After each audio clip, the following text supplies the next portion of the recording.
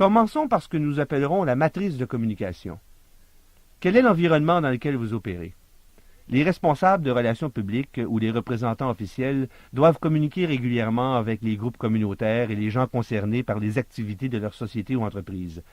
La matrice ou tableau d'analyse de votre cahier est l'une des méthodes pour étudier ces groupes, indiquant des activités donnant prétexte d'interaction avec eux ou ces personnes, mesurant et tentant de quantifier les résultats souhaités.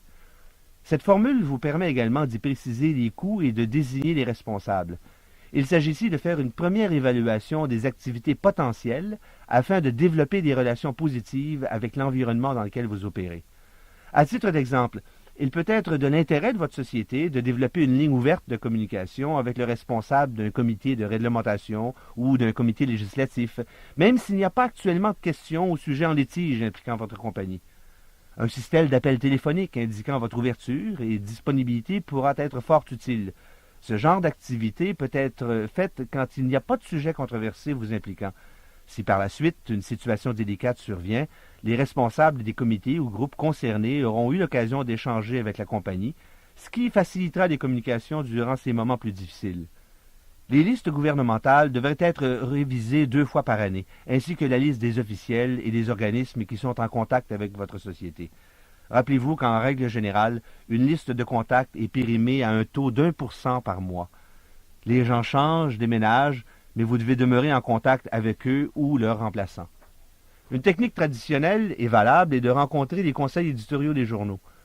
Vous pouvez organiser de telles rencontres en donnant l'occasion à ces gens de parler avec le président ou le directeur exécutif de votre organisation.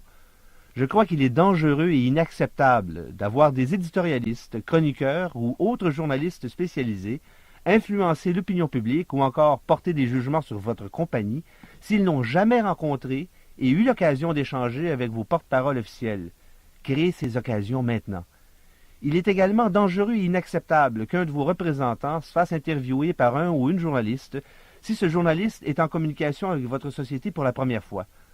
Vous êtes sans doute surpris par cette remarque, mais pensez-y bien un peu. Dans quel contexte sera réalisée l'entrevue ou le reportage si le journaliste connaît mal ou peu votre entreprise? Donnez-lui le temps de mieux vous connaître en l'alimentant d'informations afin qu'il apprenne mieux ce que vous faites.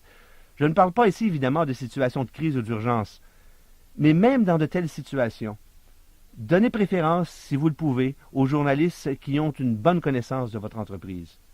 Il est donc utile et essentiel qu'aujourd'hui, vous établissiez un système régulier de communication avec la presse, les journalistes, les éditeurs et les rédacteurs. Ces communications peuvent être aussi simples que l'envoi d'informations relatives à une étude ou à un projet, l'annonce de services à la communauté, un feuillet ou autre document d'information, et ce sur une base semi-annuelle. Quand vous aurez décidé stratégiquement avec qui vous voulez être en contact sur une base régulière, la mise en œuvre de votre matrice de communication pourra être appliquée d'une façon constante et uniforme,